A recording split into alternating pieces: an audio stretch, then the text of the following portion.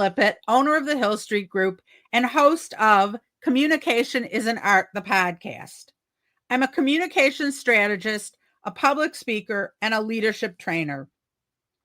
Most weeks, I'll be joined by other communication specialists, but every few weeks, you'll hear from just me to equip you, the listener, with practical tools and strategies to navigate through your day with confidence.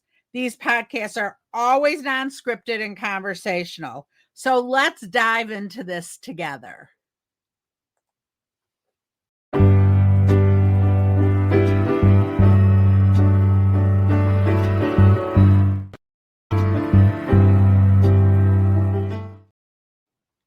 Hi, everyone. I'm Pam Lippitt from Communication is an Art, the podcast, and I want to welcome you into this week's episode. We have a wonderful time in this podcast, chatting, talking about different things that all have to do with communication and how we best get our voice and our presence out into the world. And I interview various people who will share their journeys and their success to help you all do better, empower your voice, and move to the next step of your career. So today I'm being joined by Cohen.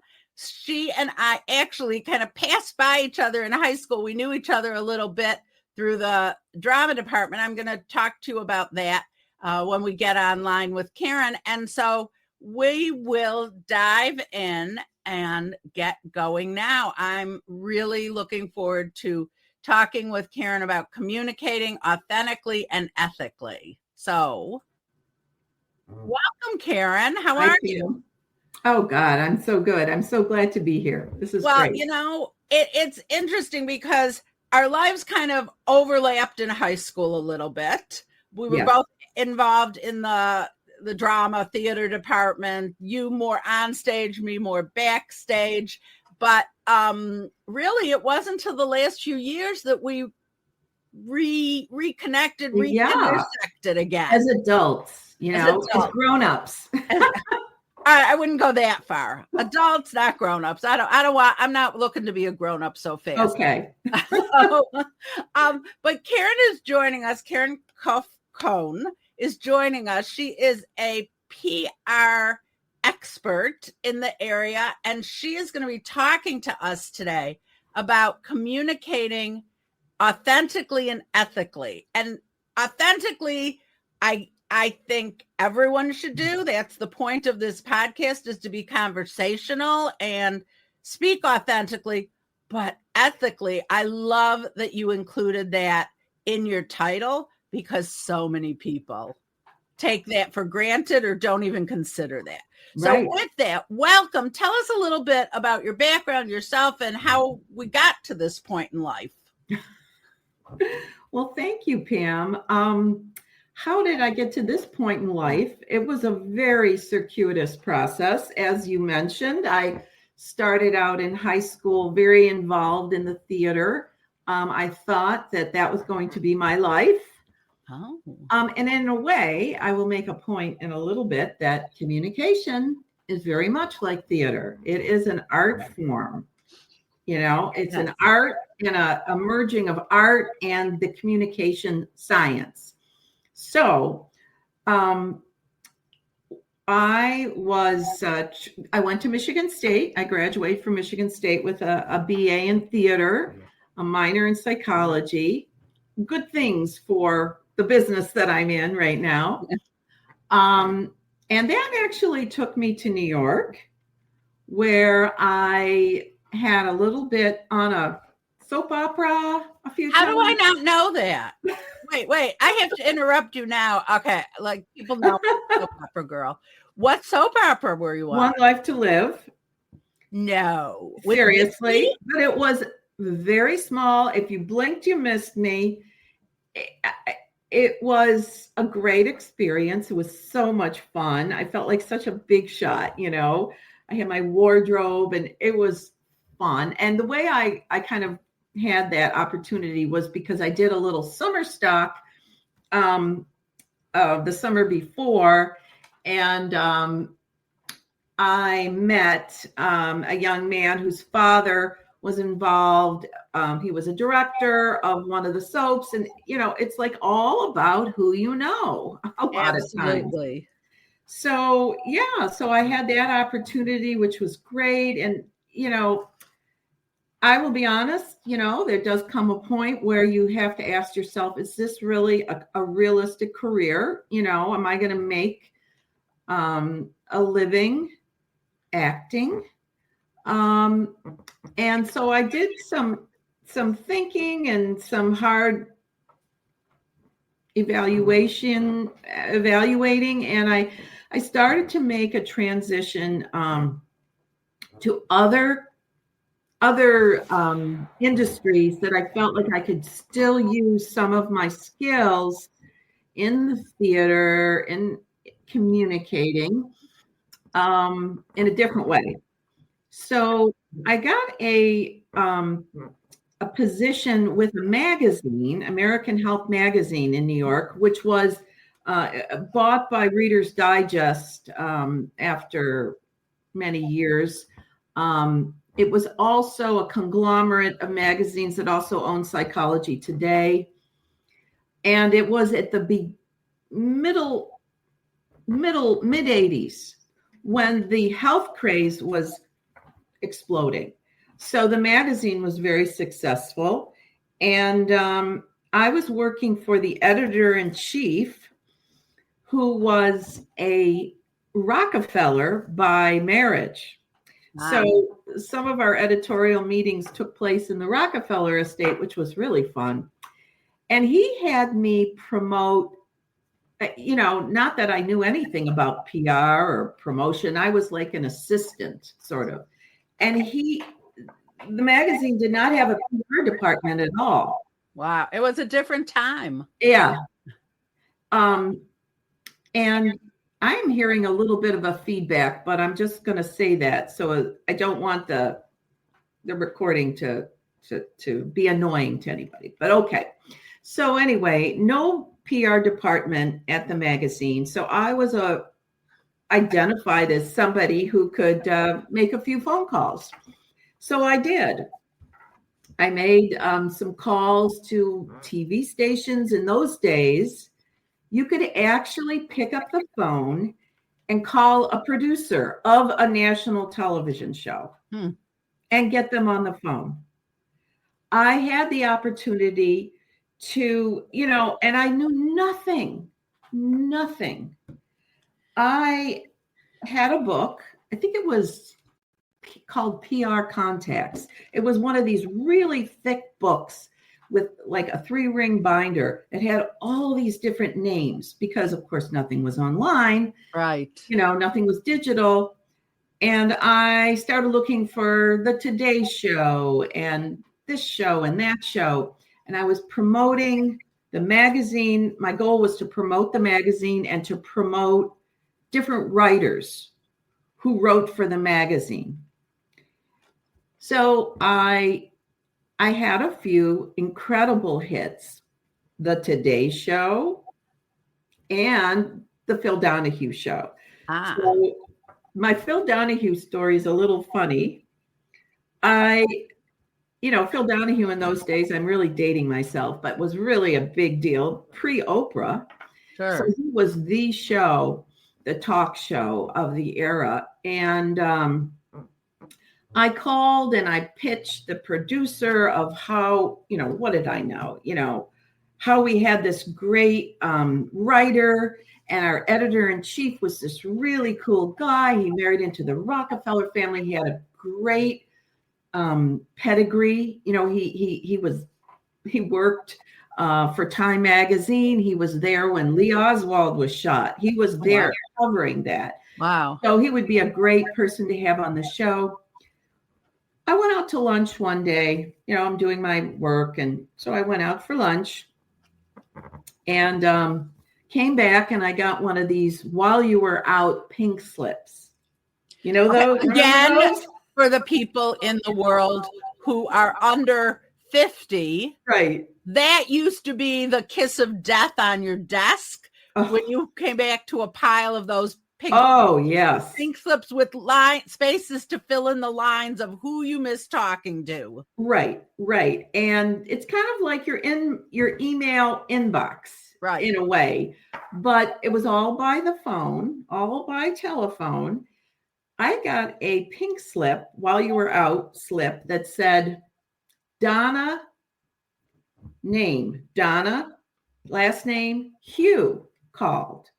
So I took that pink slip and went, Donna Hugh. I don't know a Donna Hugh. Donna Hugh. Then it started to come to me. Phil Donahue called me. I still have it. I should have brought it. I still have the pink slip. Wow. I think that's something to frame. Right.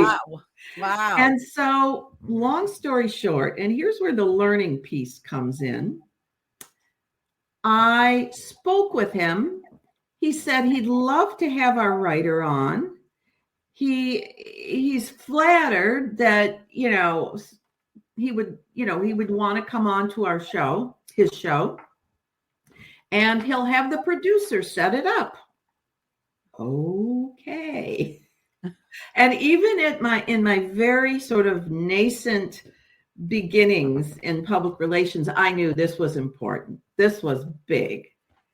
Now, here's the learning piece. Preparation, right? Right. Preparation.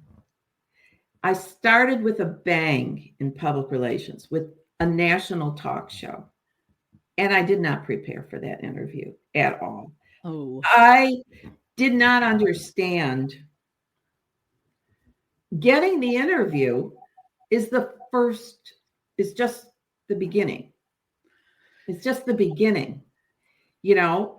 Understanding who your audience is, who your interviewer will be, knowing the content, anticipating what kind of pushback are you going to get for what you're presenting? Because what Phil Donahue liked to do is have 2 points of view. Right. And so there was somebody else on that show who was negating what your credibility and the value of what this writer was contending. So when we left to go to the show, the writer said, okay, so what's the plan? I did not know what to say. I was a one-woman show. I had no clue. And I realized how little I knew. All right. So let's take that story and transition to today. Okay.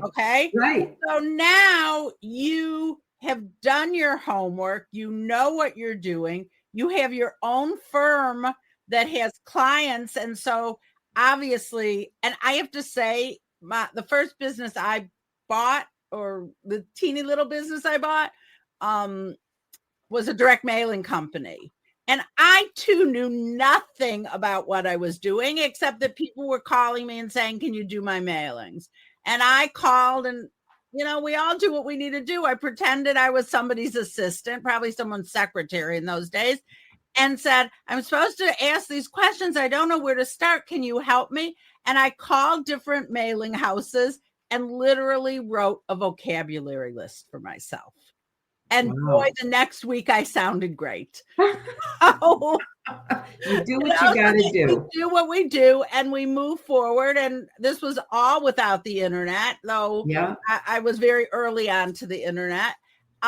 So now in today's world, things are much more, should I say, sophisticated when it comes to public relations and how we work with customers and clients and how we prepare them and how we go about their sharing their information. So one of the things that you talk about is values, having values in public relations. Right. And I want you to talk a little bit about that, because we find there's a lot of people who don't have a lot of values. And how do you share those values with your client, or how do you use or how do you use those values when you really are in the position to choose who your clients are? I think it's important. And for many years, I did not have this. I mentioned to you earlier that I'm in the process of accreditation in public relations, which is called the APR of public relations. And, for so many years, I never even considered it. I thought, oh, I know how to get somebody on TV. I know how to get a story in the newspaper. I know what I know, and I'm good. But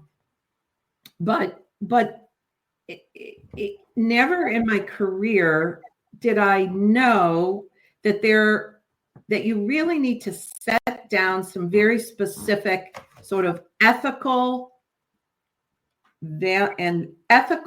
principles on how you operate. Okay. Do you share those principles with your clients? Well, I don't, but one that I do, I don't know if it's, yes, I think it is an ethical principle. And that is, I will not take two clients in the same industry. Okay. I guess I have the luxury of that, but I don't want to feel that, if an opportunity presents itself, it's going to be all about that one client. Right. It's not going to be like, oh, I'm going to do this one today or that one tomorrow. I don't think that's fair. Why should I put myself into the inner workings of a particular client's business, and then with that knowledge, be able to go to another client, a competitor, and,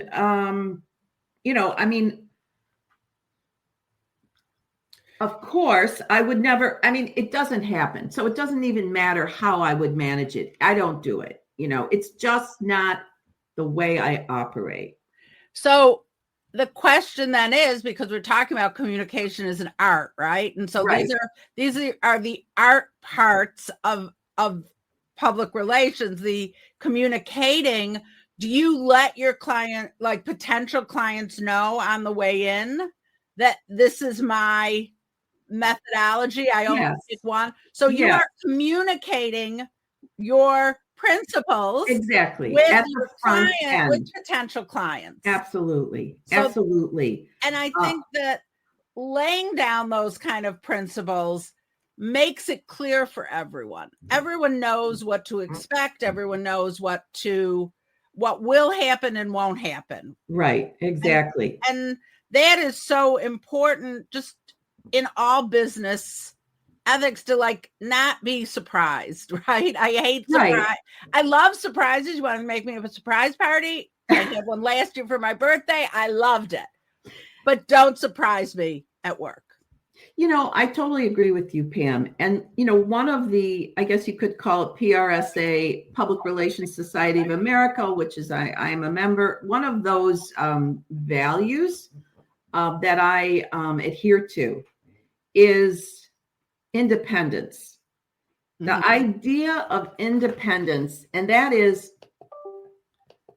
that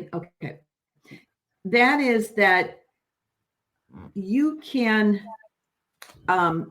if your client asks you to do something, it is not your job as a public relations professional to simply do what your client asks you to do. Okay. It's to provide the guidance and the counsel for what is in their best interests, and so that is what the independence idea is, that you are independently, you're not there as a yes man, right. You are there to provide independent counsel that will adhere to the best values and ethical principles that you have, that you are expecting your client to embrace. Right. And hopefully that process is respected. Now, I can tell you, I belong to a lot of solo PR groups, and sometimes it isn't. Sometimes clients will ask you to do things that just don't feel comfortable. So that creates, there's an ethical process in the process of accreditation that I'm working towards. There's an ethical process. I think it's 7 steps. So if you have an ethical problem that you're trying to sort through, you go through these steps and you evaluate, okay, what am I being asked to do? What values does that challenge? Who is it going to affect? Who are the people specifically who this decision could affect? What is my responsibility to those people? Is this a political issue? To define the internal and the external environment? Is it political? Is it legal? And then draw upon your ethics, and then you make a decision. You go through that process because you slow down. Right. You slow it down, and then you make a decision, and you stick with it. So the only thing I think that's interesting in that, and I don't know if you said them in the order you're supposed to follow them through, but I would put, is it legal as number 1? So, because if it doesn't meet that criteria, you don't even have to go through the rest of the processes figuring out what else it has to be. Right. But maybe that's just me. Only if it is a legal issue. It might be unethical, but legal. Do you know what I'm saying? Right. But if it's not legal, so identifying, scratch it off right away. Right. And what happens when you have to communicate that kind of answer, when you make that decision that it doesn't fit those criteria, and now you have to go back to the client and say, you know what, we need to revisit this because it doesn't work. How do you communicate that to them? I think,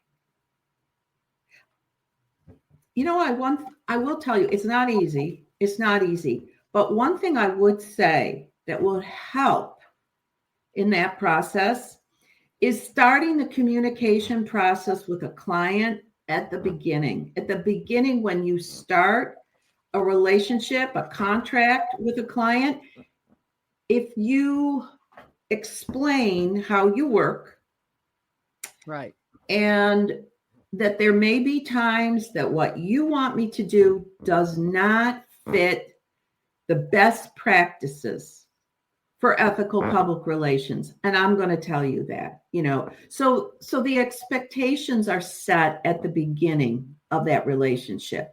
So when you come to them, to your point, and tell them, I'm sorry, that's not going to work. They're like, okay, Karen. Yep. You told us that you would come, you would say that if that's the case, and we hear you.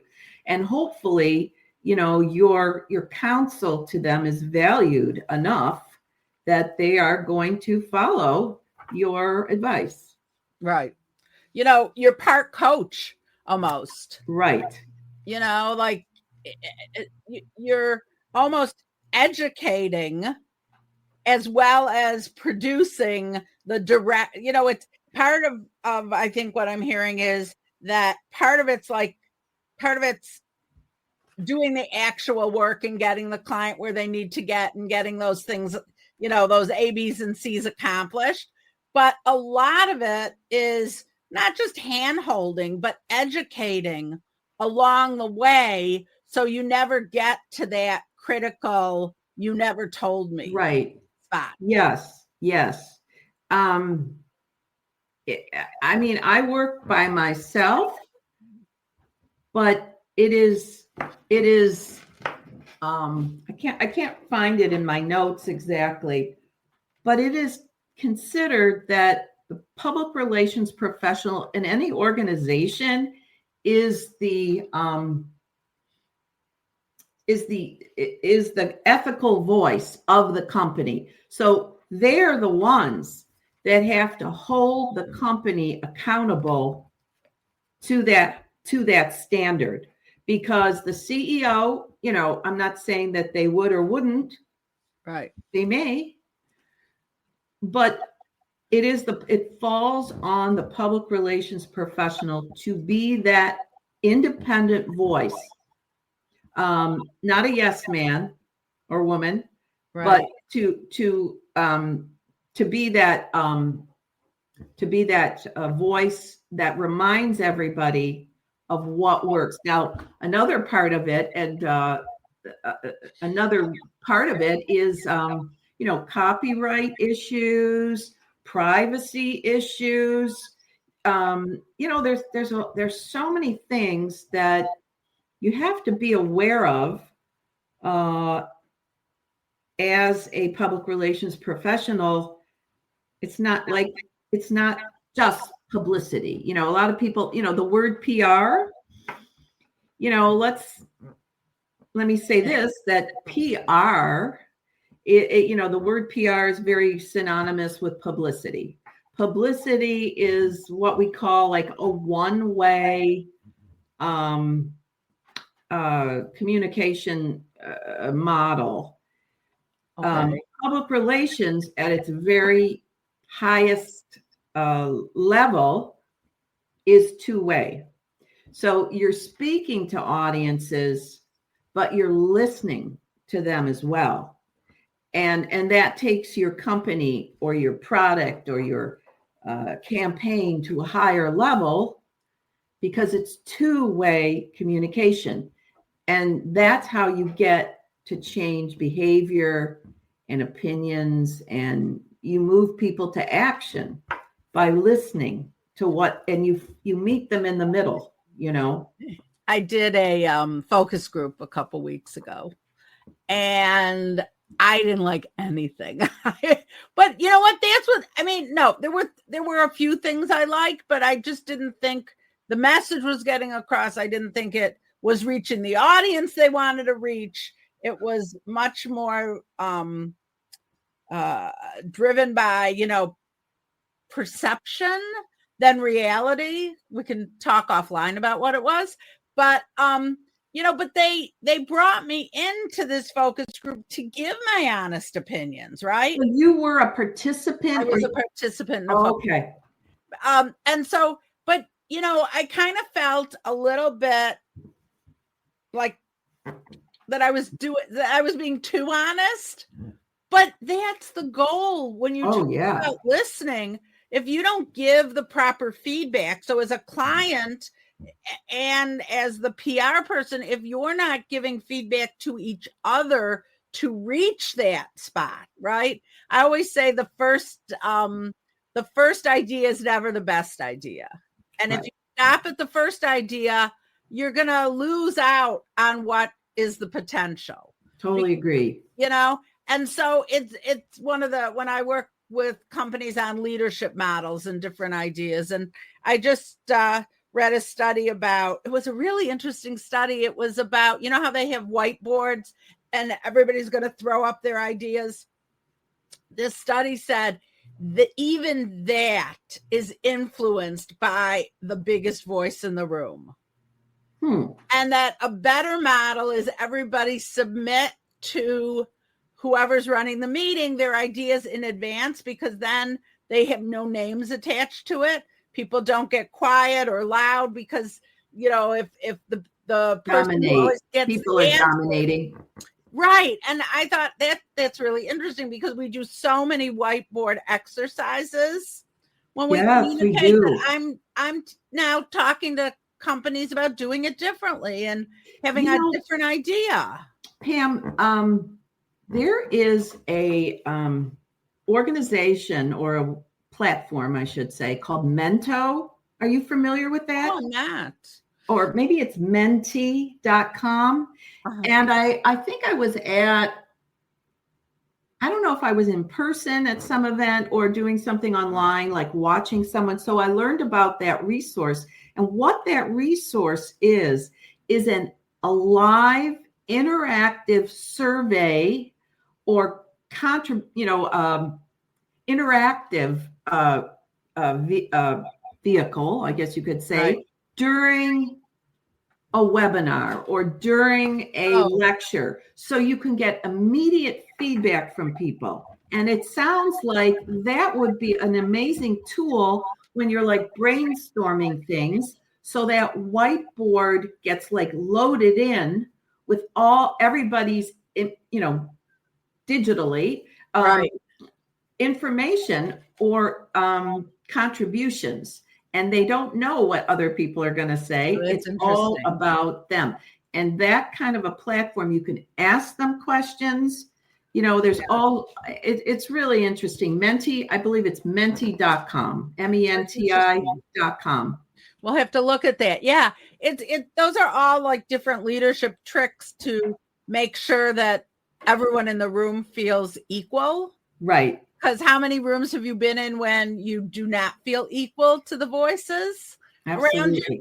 I hate to say this, but as women, we often are in the position where we say something and then 5 minutes later, a man says something and everyone says how wonderful it was, great idea it is. And you're sitting there going, didn't I just say that? I said that, and so it's this age-old problem that women have in the workplace. It's not going anywhere. Totally agree. These are all interesting things. So, we're coming toward the end of the show.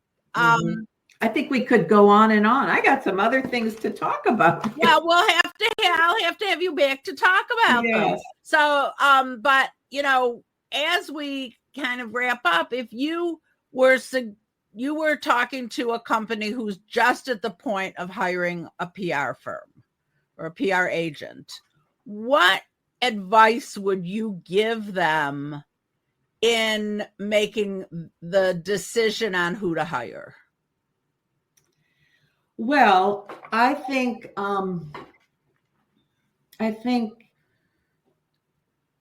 credibility. Okay. I think training, experience, and I think you also have to connect. You have to have a good vibe, a good connection, right?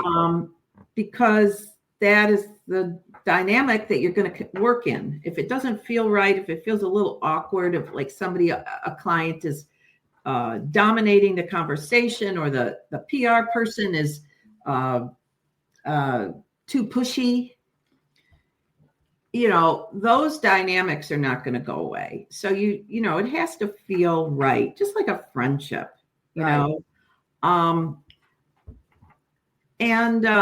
like I said at the beginning, when you enter into a relationship, you kind of put your cards out there and say, this is how I work. This is how I work. I might not agree with everything you have to say, and I'm going to be honest. And I'm only going to speak to you and counsel you in your best interests from the perspective of my own training and background.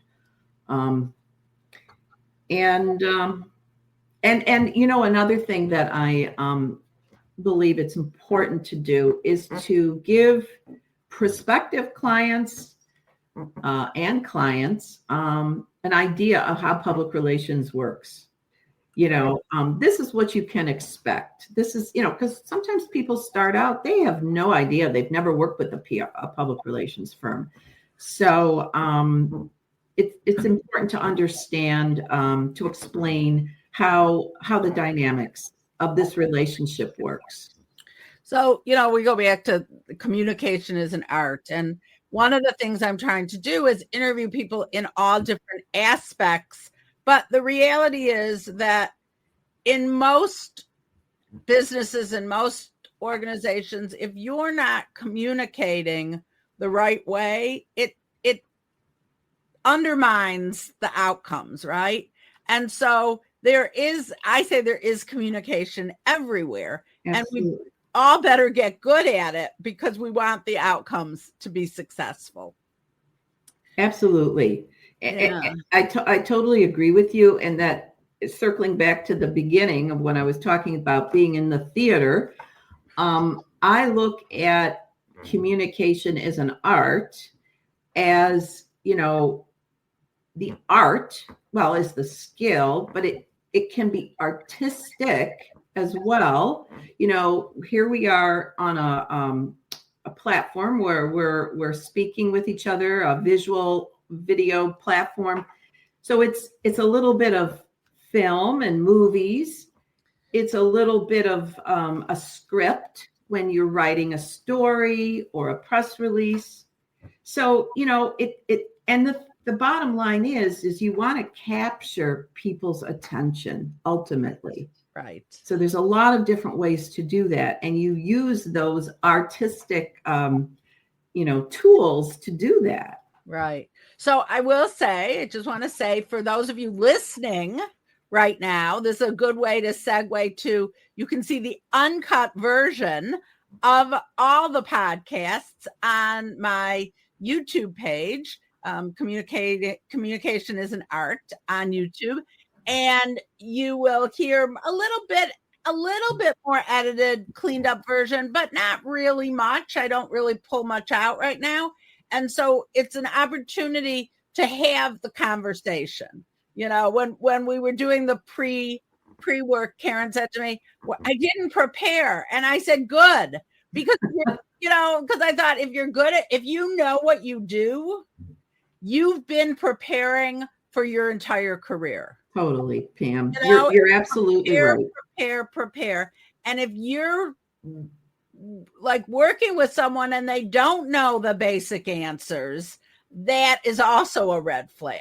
Mm-hmm. Right? Because they haven't at least called and faked that they were someone's assistant and they needed a vocabulary lesson. Right?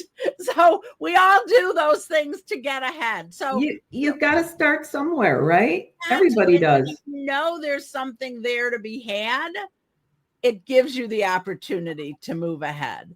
So with that, we're running out of time. And so I want to thank you, Karen. We'll have you back as we move forward and I get into more into this. And this was a pleasure. I learned a little bit more. I learned how you communicate with your clients. The audience learned as well.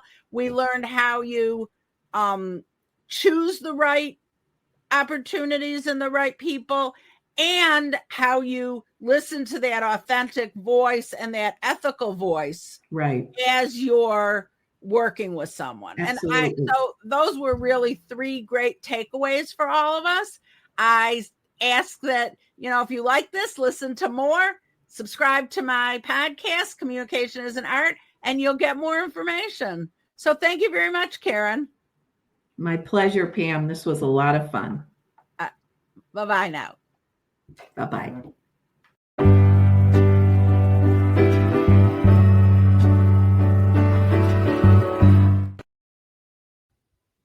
Hi, this is Pam Lippitt from the Hill Street Group. Thank you for listening to Communication is an Art. Make sure you subscribe and continue to listen. We really appreciate it. Share with your friends all those different lovely things. And we will be back soon. Have a great day.